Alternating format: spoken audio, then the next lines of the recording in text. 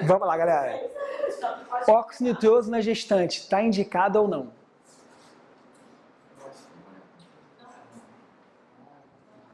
A grávida já tem dificuldade de respirar, né? Não. Normalmente chega ao nível na gravidez que fica. Pô, depende de que as mulheres, gêmeos, trigêmeos, vai tempo. Vamos lá. Sim, dependendo do período gestacional. Então, assim, o que o RUP fala? Dependendo do período gestacional, a gente pode utilizar.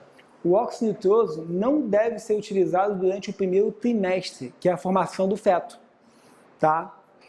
Mas é necessário, pode ser utilizado no segundo ou terceiro trimestre.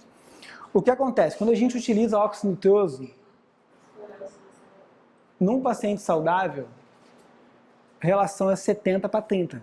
Uma média, assim, a gente, é incremental, mas uma média máxima que a gente vai chegar é 70 para 30. Na paciente gestante, 50-50. A gente nunca vai passar esses 20%, esses 50% de oxigênio.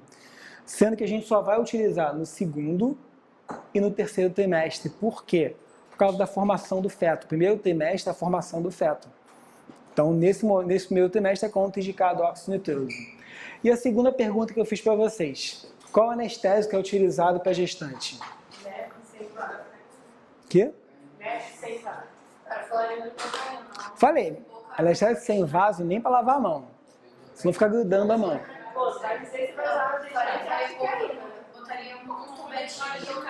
Só não uso porque não tem estudo. Mas ele é classificado C pela FDI, por isso que a gente não utiliza. Articaína. Mas vamos lá. Quais são os anestésicos do grupo amida que a gente tem? Lidocaína.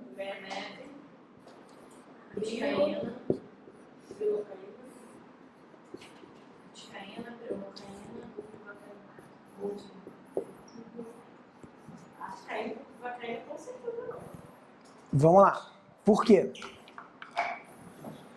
Por que a gente não deve usar a pilocaína? Contração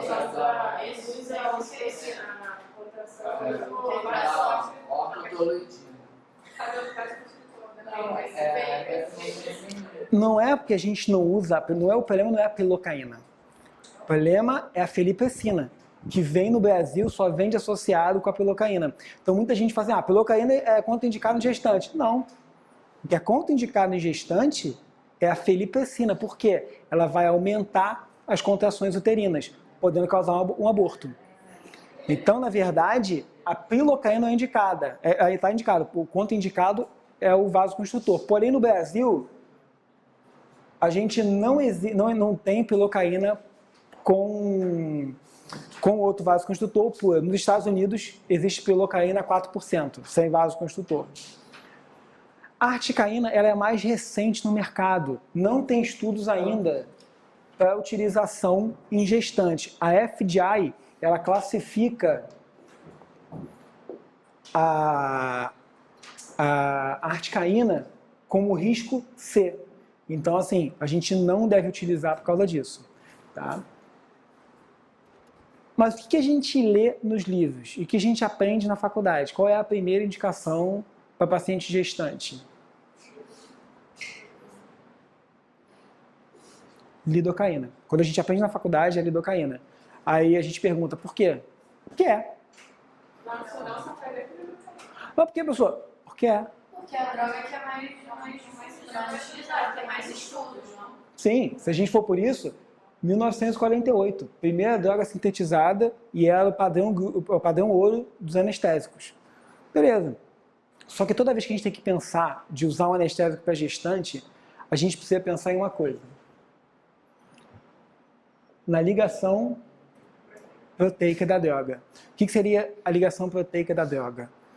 Qual é a capacidade desse fármaco de se ligar a um receptor, para não passar a barreira placentária. Quanto mais moléculas soltas eu tenho, maior a chance de ultrapassar a barreira placentária e atingir o fígado da criança que ainda está em formação. Tá? Então, o que o Andrade cita?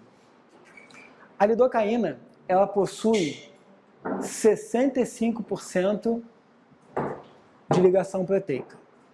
A mepivacaína ela tem 75% de ligação proteica. A articaína ele não cita, porque não tem estudos nisso. A pilocaína ela tem 55% de ligação proteica. E a bupivacaína ela tem 95% de ligação proteica. Por isso, qual seria a minha indicação para paciente gestante?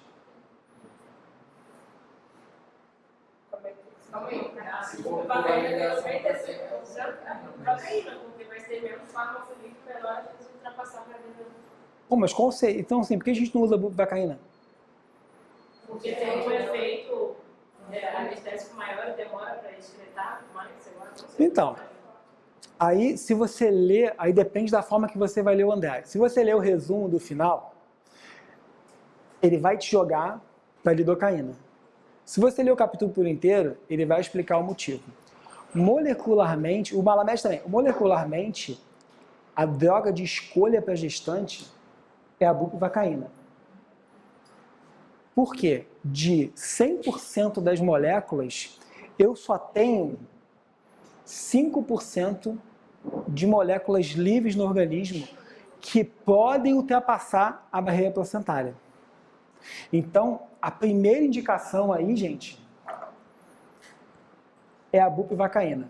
A bupivacaína é o anestésico mais indicado para gestante. Se cair no concurso, o que vocês vão colocar? Bupivacaína. Por quê? Porque o Rodrigo quer. Porque o Rodrigo quer mudar tudo que precisa aprender na faculdade toda. Andrade, 2014, página 167, segunda coluna. Tá? É o livro de referência da prova de vocês.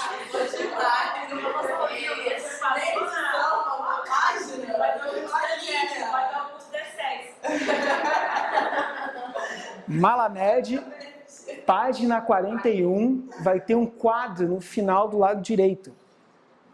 Que ele vai falar, ele vai ter uma tabela dos anestésicos e ele fala que a bupivacaína ela não consegue ultrapassar a barreira placentária.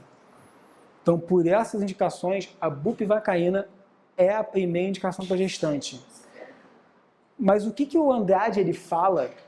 Qual seria a desvantagem da bupivacaína? Tempo. Por quê? A bupivacaína ela dura 4 horas em tecido pulpar e 12 horas em tecido mole. Tá? Na polpa, 4 horas, no tecido mole, 12 horas. Aí depende da forma que você... Sim, a gente está lidando com uma prova de papel, que ela vai usar referência. Então, a primeira indicação é a bupivacaína. E na vida real, teoricamente seria a bupivacaína. O problema é o tempo de duração e o custo dela que é maior, que é mais cara a bupivacaína.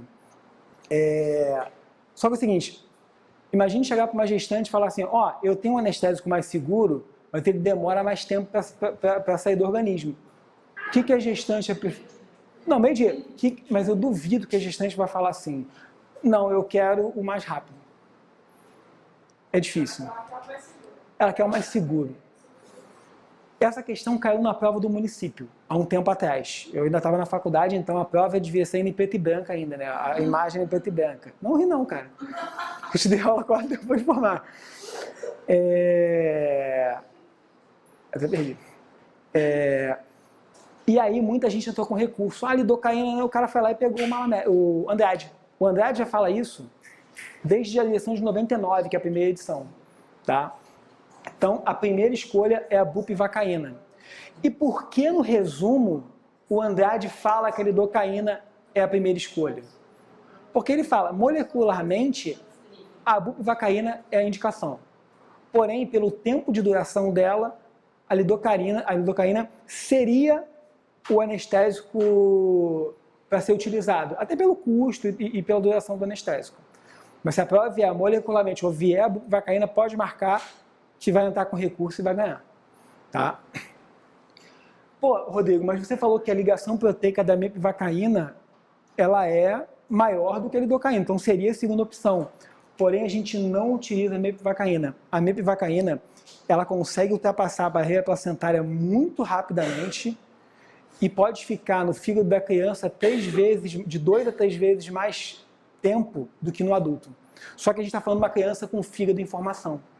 Tá? Então, para gestante, primeira opção, bupivacaína, segunda opção, lidocaína. Tá? E quanto tempo no fígado, né? De 2 a 3 vezes mais tempo para ser eliminada.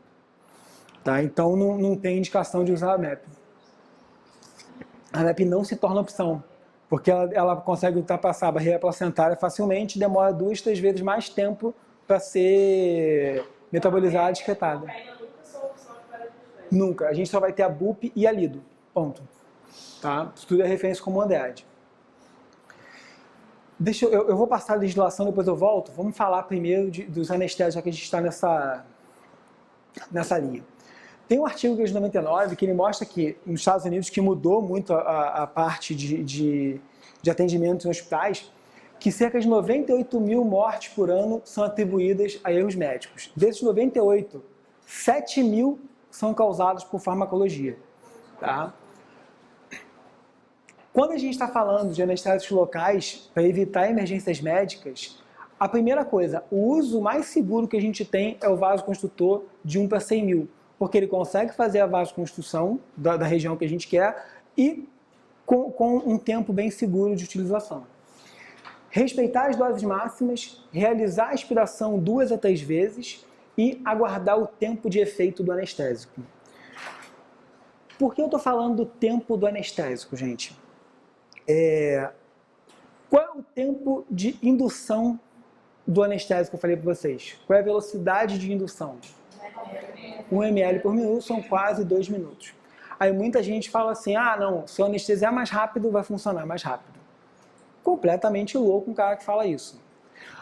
Por qual forma a gente vai mensurar o início de ação do meu anestésico? Qual é o fator que diz para mim que o anestésico vai funcionar mais rápido ou vai funcionar mais lento? Qual é o fator que eu preciso pensar quando eu falo do início de ação do meu anestésico? São vários, né? Não, um só. Início de ação só. Quem determina o meu início de ação do anestésico é o PKA. É o PKA do anestésico. Tinha um negócio desse aí. Quem define... A inflamada, ele vai demorar e muitas vezes ele nem tem um efeito, por causa das bases. Quem define o início de ação do meu anestésico é o PKA. Para a prova, a gente tem que saber o mais curto e o mais lento. O mais curto início de ação que a gente tem é da mepivacaína. Tá? Independe de vaso, sem vaso, 2, 3%. A mepivacaína possui um PKA de 7,6. E o mais longo que a gente tem é da bupivacaína, PKA de 8,1. PKA é o que define o início de ação do teu anestésico. Tá? Então, assim, todo anestésico ele tem ele pode ser ionizado, ele tem uma base ionizada e uma base não ionizada, tá? Que vai interferir na entrada e na penetração do anestésico. Então, o que é importante só a gente relembrar de início de ação do anestésico? Quem tem o início mais rápido e quem tem o início mais curto, mais longo, desculpa. O início mais rápido é a mepivacaína e o início mais longo a bupivacaína. A mepivacaína ela tem início de ação em média 1 minuto e meio a 2 minutos. A bupivacaína com 8,1 pode demorar de 8 a 10 minutos para fazer o efeito. Tá?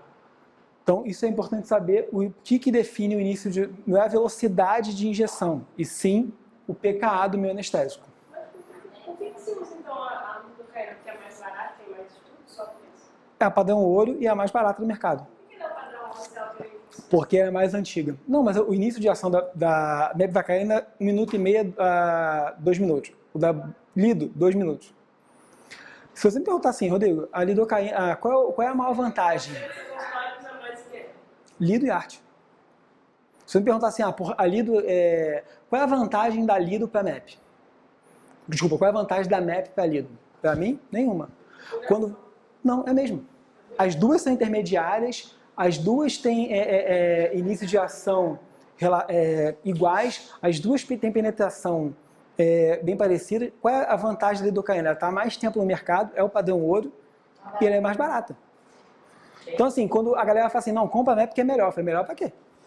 A MEP, quando você adiciona vaso, ela fica igual a lidocaína. Sendo que eu posso usar mais lidocaína do que MEP vacaína se eu fizer o cálculo anestésico. Mudou já. A versão nova é de 7 para lidocaína e de 6,6 para MEP. Então assim, quando a galera fala assim, a MEP é melhor, por quê? A MEP sem vaso ela é melhor, porque ela tem maior duração, vai durar 30 a 40 minutos em relação à lidocaína de 5 a 10. Mas assim, com vaso, gente, a lidocaína ela consegue ser melhor por um custo bem menor. Falando de custo, bet de vidro, uma lidocaína custa R$65, uma MEP custa R$85. São R$20 de diferença. Não, tô falando... Não, 60 é pouco, mas MEP, bet, vale bem a casa. Não, a Ártica é bem mais cara, 115, 120. A MEP quanto você tá pagando? Quanto você tá... Eu acho que deve estar beirando 100.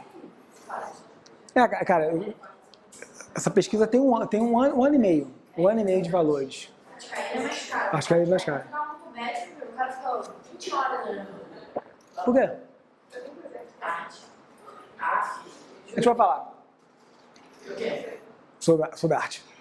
É o que eu mais gosto. Eu gosto pra caraca. Quando eu era acadêmico, todo mundo falava da arte. Não sei. Eu falei, cara, isso aí é a maior venda de propaganda. Realmente, a arte é boa. Mas depende para que você está usando. Cirurgicamente, ela tem a grande vantagem. Mas outras especialidades eu não vejo. O pediatria usar articaína é gastar dinheiro. Endo tem sua vantagem. Agora, prótese dentística não tem vantagem. A gente vai falar um pouquinho. Quando a gente fala de outro erro nosso que a gente acaba entendendo, de velocidade, de espera. Paciente, você anestesiou, o lábio está dormente. Pô, pode fazer, tá? Não pode. Por quê? A primeira coisa quando o anestésico vai bloquear é o tecido mole, depois a polpa, depois o osso.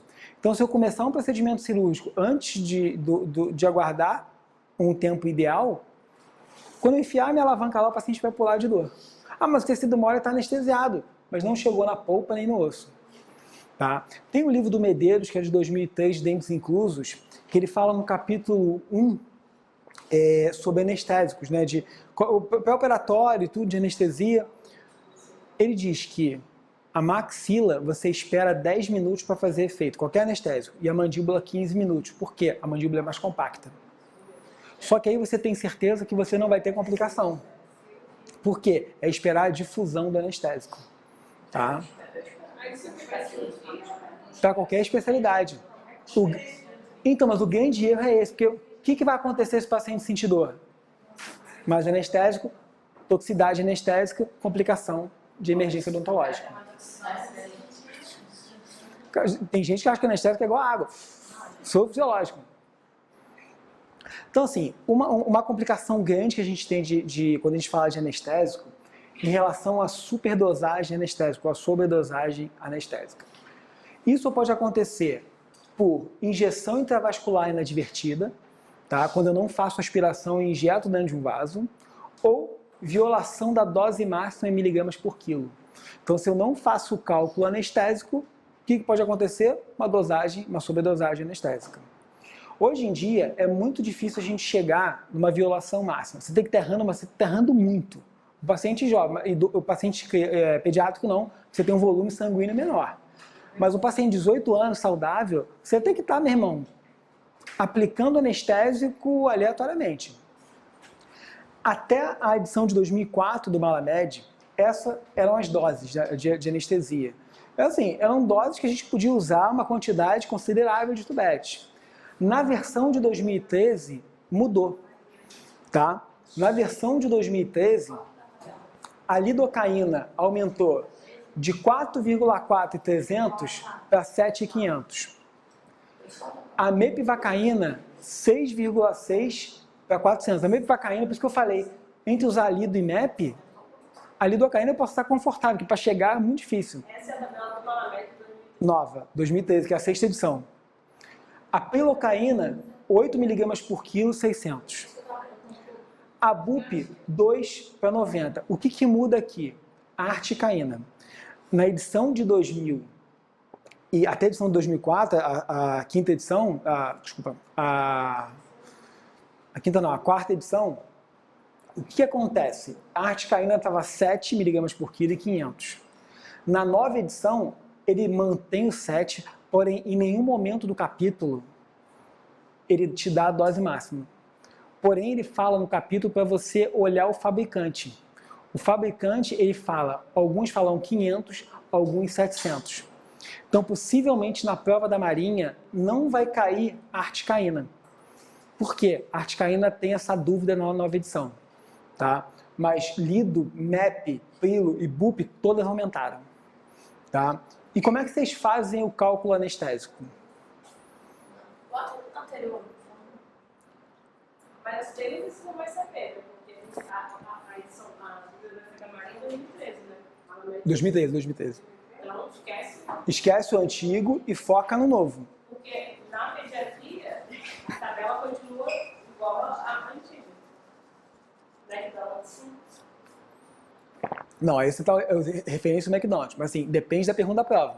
A prova, por exemplo, a prova dela na específica, vai usar o McDonald's. Não, mas por exemplo, na nossa, na odonto geral, pode ser que tenha McDonald's também. Se for uma questão Vou falar que é muito difícil, porque quando você fala em anestesia, vai usar o ele vai usar o Malamed.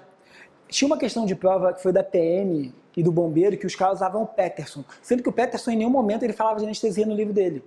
Ele tinha umas doses, ele citava, mas não era o livro de referência. Tá? O que muda na dose, na concentração, para a gente fazer o cálculo? Concentração do sal anestésico nos tubetes, as doses máximas em miligramas por quilo, o peso do paciente e uma coisa que o Malamed já cortou na última edição é a concentração de vasoconstrutor, que aí é outro cálculo anestésico que a gente usa. São cálculos já fechados. Tá? Como é que vocês fazem o cálculo de anestésico? Regra de 3. Eu aprendi por regra de 3, mas eu nunca consegui fazer. Eu acho o cálculo do Andrade muito mais fácil de entender do que o Malamed. O Malamed na última edição melhorou. Fica meio claro isso. Tá? Como é que ele faz isso?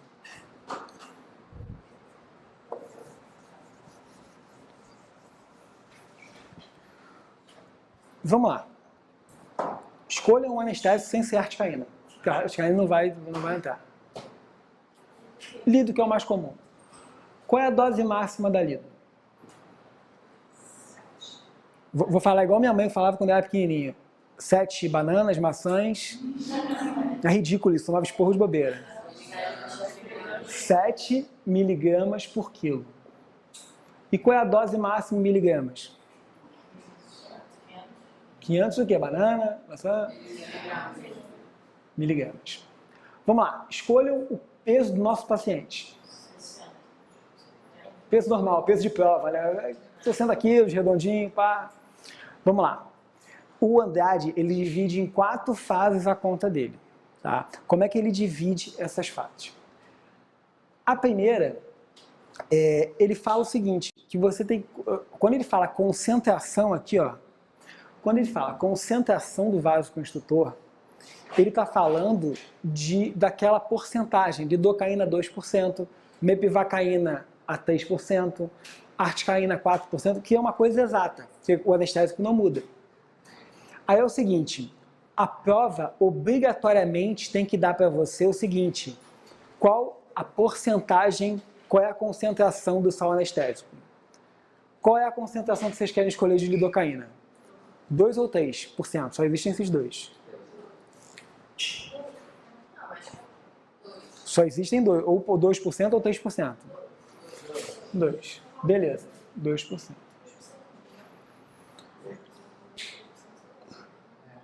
Não, a Lido não. A Lido ela tem 2 e 3% com vaso. Sem vaso, 2%. 2. Tá? E se perguntarem assim para vocês, qual é a vantagem de utilizar uma lidocaína com vasoconstrutor 2 ou 3%? Usa de 2%, porque eu posso usar mais tubete. Se eu estou usando de 3%, se eu fizer o mesmo cálculo aqui, a gente pode fazer, vocês vão ver que a dose máxima diminui. Tá? Quando a gente fala de 2, 3% é a concentração da droga. Só que é feito em gramas. Eu tenho 2, ou 3 ou 4 gramas e um tubete anestésico? Não. É fábrica. Eles fazem tubete por tubete ou eles fazem uma solução mãe, uma solução família e vão colocando nos tubetes? Faz uma solução família e vão jogando dentro dos tubetes. Tá? Então ela já vem diluída nessa fase. Essa solução mãe é feita em relação a 100 ml. Só que assim, gente, não precisa calcular isso, porque é exato. Tá? Se a questão falar para a gente, eu estou utilizando 2%, a resposta vai ser 20%. Se eu estou utilizando 3%, a resposta é 30%. 4%, resposta 40%. A bupivacaína, ela é a 0,5%, a resposta 5%. Tá? Então são doses exatas. Sempre quando a gente falar o primeiro cálculo, a gente nunca precisa calcular, porque é exato. Se eu estou usando uma lidocaína 2%, qual é a dose? A resposta, 20 miligramas por ml. Só que é o seguinte, a gente não usa a solução família, o nosso tubete já vem pronto. Então, o cálculo da letra B, podem anotar, é a resposta da letra A vezes 1,8 ml, que é o quê? A quantidade que eu tenho em um tubete. Quanto vai dar?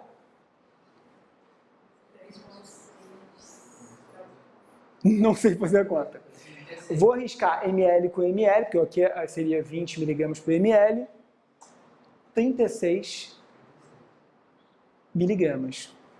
Tá? Então eu posso pular o cálculo A e ir direto para o B e já saber. Então no meu tubete, um tubete de lidocaína, ele tem 36 miligramas. Na letra C. Na letra C eu já tenho que olhar lá para o meu problema, porque é o peso do paciente, que vocês escolheram 60 quilos, vezes a dose máxima em miligramas por quilo da lidocaína ou do anestésico que o problema pedir. Qual é a dose máxima? Vou falar para vocês que esse é o primeiro momento que todo mundo confunde. Calma, aí eu vou falar para vocês o seguinte, porque eu brinquei do bananas, maçãs, laranjas no começo? Porque todo mundo confunde isso, todo mundo tem maneira de botar o 500 ali. Eu não estou trabalhando com quilo aqui, então eu tenho que usar o quê? Miligramas por quilo. Quanto vai dar? 60 vezes 7. Corto quilo com quilo, 420, né? 420 miligramas. Aí é o segundo ponto que todo mundo erra. O primeiro ponto é a hora de encaixar isso aqui, que é a dose máxima em miligramas por quilo. O segundo erro de todo mundo está aqui no 420. 420 é maior ou menor do que 500? Menor. Então eu vou sempre calcular pela dose de 420. Se a resposta aqui desse 500, é a dose máxima, eu calculo por 500. Se der 501, eu calculo 500. Se der 670, 500. O 500 aqui é só para eu lembrar o quê? Que eu nunca posso passar essa dose. Se eu passar essa dose, eu vou ter as complicações. Tá? E a letra D, que é a resposta final, é a resposta da letra C dividida pela resposta da letra B. Então vai ser 420 divididos por quanto? 36, que é o quê? A quantidade em miligramas que eu tenho no meu tubete anestésico. Quanto vai dar? Agora eu te peguei, divisão sempre pega todo mundo. Supletivo, supletivo, supletivo.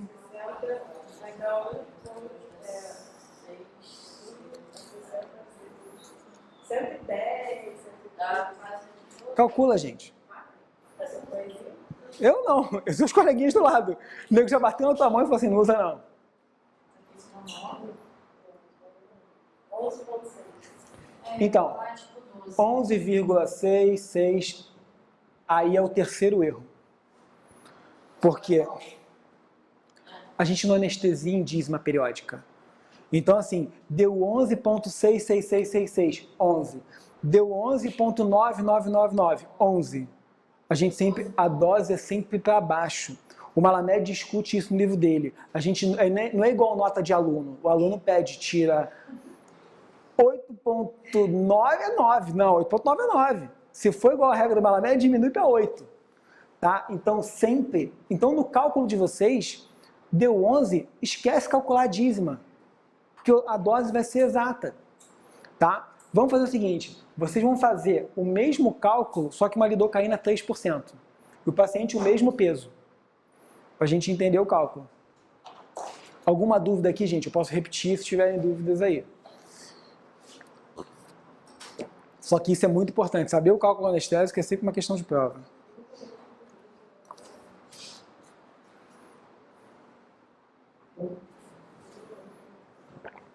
Vou botar aqui para...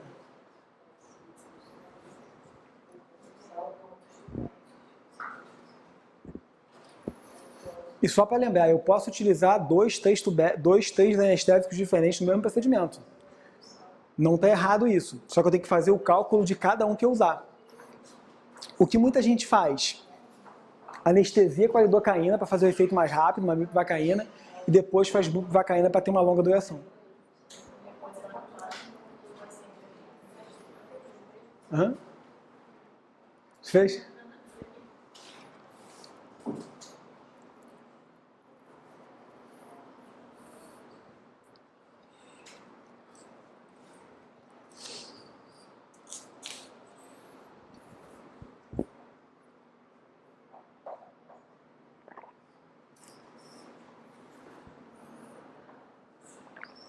Eu sempre errava essa questão na faculdade, né, cara? Porque regra de 3 nunca foi um forte, cara. Eu não entendia onde eu tinha que colocar os valores. Tem gente que consegue fazer tranquilo. Eu...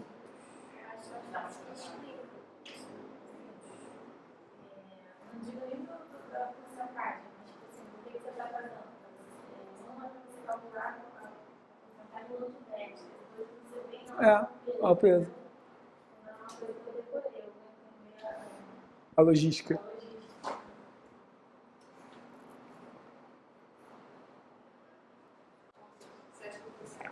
7 alguma coisa? 7. E eu fazendo na mão, na prova você vai ter calculadora. Mas sabe que meus alunos eu falo isso, né? Na aula pode usar calculadora, eu passo 20 exercícios. Ó, só para lembrar que na prova não existe, tá? Na prova é na mão. Aí todo mundo erra na divisão. Putz. Então, se vocês usarem uma lidocaína 3% com o mesmo peso do paciente, quantos tubetes deram? 7. Para vocês verem, vocês usaram o mesmo sal anestésico, que vão ter os mesmos benefícios e contraindicações, indicações e desvantagens. E um eu posso usar até 11 tubetes, no outro só posso usar 7 tubetes. Tá? Então, assim, a concentração do sal anestésico modifica também a quantidade de tubetes que eu vou usar. Olha o exemplo. Um paciente com articaína 4%, 70 quilos. Eu só posso usar no máximo 6 tubetes por consulta. Pô, tá de bom tamanho? Tá de muito bom tamanho com uma articaína, mas depende do meu procedimento. Se eu estiver fazendo uma exodontia de um terceiro molar, um implante, beleza. Se for um implante onde você vai ter que fazer reconstrução, vai tirar o osso autógeno, já muda um pouco a minha quantidade de tubete. Ah, Rodrigo, mas funciona. A articaína tem uma boa duração anestésica, tem uma boa. Só que a articaína ela tem o mesmo tempo de duração da MEP com vaso e o mesmo tempo de duração da lido com vaso. Então, assim, não é pela duração que a gente escolhe uma articaína. Qual a vantagem da articaína em relação aos outros anestésicos? Ela tem maior difusão anestésica. Essa é a vantagem. No livro do Malamed, na 4ª edição, página 81, primeiro parágrafo, primeira coluna. Ele já muda. O Malamed, ele foi um cara que introduziu muito a articaína. Hoje em dia, é o anestésico mais utilizado no Canadá e Estados Unidos. E no Brasil, está começando a se usar com mais frequência. Nisso, no livro dele, da 4ª edição, ele já desmente que quando a articaína começou a ser vendida, todo mundo fala assim, você anestesia vestibular, o palato está anestesiado. Pô, qual é a anestesia que mais dói? Palato. Mas já tem vários estudos, o Malamed falou isso nessa página, que a articaína ela não tem difusão para chegar até o palato. Ela tem uma boa difusão, porém ela não consegue atravessar o palato. Negócio que você não deve anestesiar, tal coisa, porque... Alveolar inferior a gente vai falar. Eu vou falar alguns mitos que isso vocês têm que lembrar, porque todo mundo, a gente escuta muito de anestésico, só que a prova é palpável. Tem que ter um embasamento teórico disso. A gente vai falar disso aqui mais à frente. Mas tem isso mesmo que você falou. Então vamos lá. A quantidade de tubete de um paciente de 22 anos, asa 1, com 50 quilos de peso, pode receber tendo a referência de lidocaína 2%, com para 100 mil de epinefrina. Quantos tubetes?